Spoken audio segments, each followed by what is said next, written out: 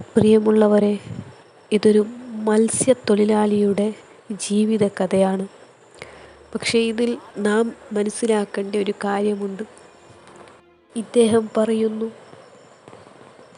കടൽ തീരം കൂടി വരാണല്ലോ, ഇന്നും നാളെയും റെഡ് അലർട്ടാണല്ലോ, കയ്യിലാണെങ്കിൽ 5 പൈസയുമില്ല, മകളെ ഫീസ് അടക്കണം, വാടക കൊടുക്കണം, ഇവരോടൊക്കെ ഞാൻ എന്തു പറയും എന്ന് വിഷമിച്ചിരിക്കുന്ന സമയത്താണ് ആ കടൽ തീരം തിരമാല വന്നു.